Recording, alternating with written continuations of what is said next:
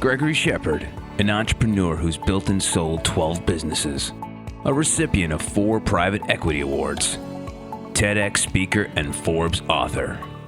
This is the Boss Podcast with Gregory Shepard. Welcome back to my talk about leadership with Phil Weber, professional basketball coach and author of the upcoming book, How Do You Make Them Thirsty? Phil, you have such an impressive resume. You've worked with legendary Hall of Fame coaches, but is there a moment that impacted you the most as a leader? Well, I had arguably a paradigm shift.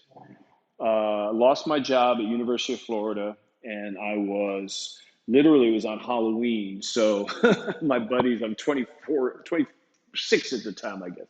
I started coaching at the ripe old age of 22 at University of Florida. So lose my job. And I can tell you, Greg, I asked myself an empowering question. I said, how can I make this the greatest year of my life? My thought process went to, okay, well, I had developed relationships within the college coaching community of basketball, some of the best coaches around. And so long story short is I visited 16 different universities to learn. Let me turn this into a learning year, okay? Let me just, and connect and make contacts. And, I'm early in my career, so let's go, right? Let's learn as much as I can, get to know as many people as I can with strong relationships. And so I'm actually at UCLA. A buddy of mine, Mark Godfrey, was an assistant coach there. And I watched practices there. And Saturday, I'll never forget it. He gets me a ticket to the game, afternoon game in Pauley Pavilion, where they had won 10 national championships. The team is warming up to my left. I'm walking to my seat, looking at my ticket. 50 feet ahead of me is Coach Wooden. Phil, you idiot. Just go up and meet him. You're traveling the country to learn as much about the game as possible. And this is arguably the greatest coach in sports history. And I did. I went up to him. I introduced myself. And, I said, Coach, I'm traveling the country to learn about as much about the game as possible. It'd be the highlight of my trip if I could spend some time with you. And he says, sure, Phil, call me. He gave me his phone number on a piece of paper. That was Saturday, okay? So on Monday, now Coach Wooden's nickname was the Wizard of Westwood, right? Just legendary coach. So I call him on Monday at 10 o'clock, and he'd probably been up 5 hours. And I go, hey, Coach Wooden, Phil Weber, I'd love to talk to you and ask you some questions. He says, sure, Phil, come on over, 1 o'clock. The man, Greg, was the most articulate and learned man I've ever met. And in him, I saw someone who was so much more than a coach. I mean, he was really a teacher. And he would talk about adversity. And he had this way of simplifying very deep and meaningful facts. And he was a student of poetry, I guess, because he would break things down like, with adversity, no written word or spoken plea can teach the youth what they ought to be. When I look back, it seems to me all the grief that had to be left me when the pain was over stronger than I was before. When you lift weights, there's tension there. You grow. He was so profound. And I'm like, this guy is a coach? That was on a Monday. I flew back to Gainesville, Florida on Tuesday. Greg, I had a card in my mailbox on Thursday from Coach Wooden.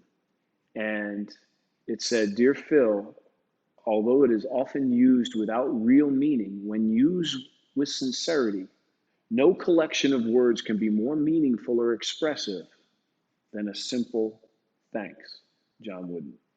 It just blew me away, the level of what he would do. And I think leadership is like that. People under your tutelage, under your leadership, know if you really care. They don't care how much you know until they know how much you care. That is an absolute first building block right there. They have to trust that you trust them. And I collect these little golden nuggets of life, so to speak. And one of them is we teach people how to treat us. If you respect others, they will respect you. That's true. You do teach people how to treat you. That's Yes. a very wise statement. Yes. If you respect others, yeah. So, and there's so many ways you can take that. But yeah, he blew me away. He blew me away. So, I mean, then leadership to you, in order to get leadership, true leadership, to lead somebody, you have to have engagement. And the engagement, the openness for the engagement is this concept of just respect, openness, like, trust, and respect, and developing a relationship. So leadership, or the ability to lead, requires a relationship. No question. Absolutely. Yeah. I think the relationship, number one is the relationship. I have three different things in my book in regards to development. And my whole second section is the relationship. It's all about that. And then it's the plan, and then it's the process, to put it in big, bold terms. But the relationship is the cornerstone, with trust and respect. What one of Coach Wooden's lines I'll never forget is, you can never demand respect. You command respect with who you are, which echoes that sentiment. Mm-hmm. Mm-hmm. Let me ask you another question that I'm curious about. If you were to give advice to somebody, right? You were to say, listen, and let's say a young guy like you approached you. They said, listen, I've never led anything before. And based on your experience, what would be the advice you would give me as a first-time leader? That's an interesting question. The number one thing of leadership is knowing what direction and where you're going.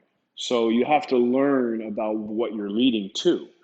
And second, it's understand leadership is different, because it's going to be based on your personality and how you can maximize and make that the best version of yourself to lead others. I mean, Lincoln, to me, is one of my favorite presidents because of his style of leading. He was infamous for, writing all these scathing letters never to send, because he didn't want that. And he knew he had a feel for where we were in our country and what that would do to the generals if those were sent. But he had to get it out of himself.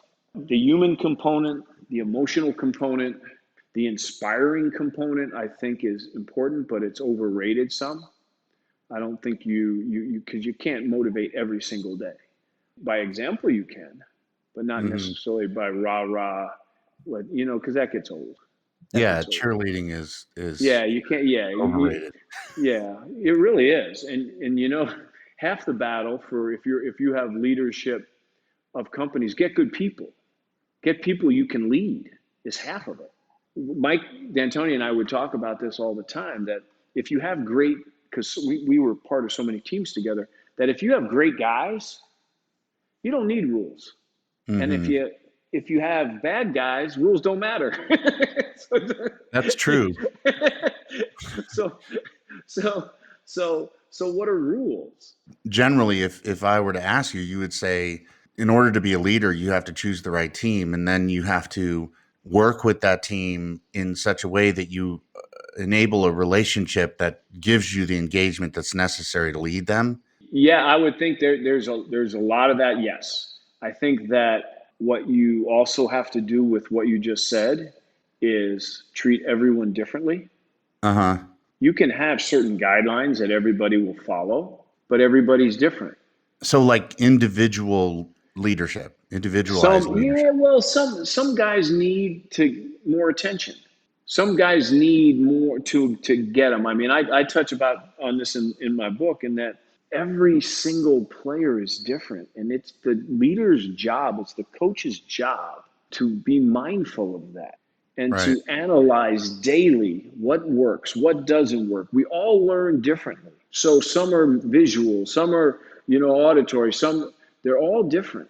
So how do you do that with each and every one of them? And it's understanding and knowing that they are different, and that you need to lead the same as a group, but treat everyone differently. Let me back up to something. So the book title is How Do You Make Them Thirsty?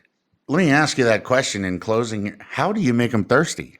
It's taking the time to find what works for that particular person, employee, and what buttons can I push in order to make them realize that I believe in them. And sometimes that's all a person needs. That's what I was going to ask. So, because you said, finding what buttons to push. How do you find what buttons to push? And I think you partially answered that by saying figure out what makes them feel good about what they're doing? Yes. Yeah. And I mean, I'll tell you, there are legions of people that will say that there have been people that in their lives have touched them in such a way that changed their life. For those people who take the time to really understand the person and how and what buttons that they can put, and it's not even buttons. Buttons almost cheapens it. It's, how can I touch this person in such a way that they believe in themselves more and they see their true potential. To me, a coach's job is always to understand. If you're looking at me and I have my right hand is way above my head and my left hand is, about 8 inches below, the player or person, employee, whatever, they're the left hand, they're the lower hand. Now the coach sees the potential, and that's the right hand. And all my job is to bridge that gap. To get them So, to their potential. yes, that's all it is. Got That's it. all it is. So I wanted to ask you one final question so that we can kind of close out on something specific. As a leader, and you were to think of one word that describes leadership itself, like the key to leadership, what would that one word be? Because you brought up things like engagement and, involvement and mentorship and all these different things, friendship and family and that sort of stuff. What would be one word that describes the secret to your successful leadership pattern? I would think love, because you will love what you do. People will feel that. You will have the ability to give away. We can never give away what we don't have. If I don't have a dozen oranges, I can't give them away. So that's one reason why we should always learn and try to grow and become the best version of ourselves so that we can give that away. Phil is the author of the upcoming book, How Do You Make Them Thirsty? And we really appreciate the time. Thank you so much, Phil. I can't tell you enough. It's been an honor to talk to you. Greg, thank you so much for your time. This has been great. Thanks for checking out the Boss Podcast with Gregory Shepard. Get more on Greg's business operating support system, Boss, at GregoryShepard.com. This has been a production of Forbes Books Radio.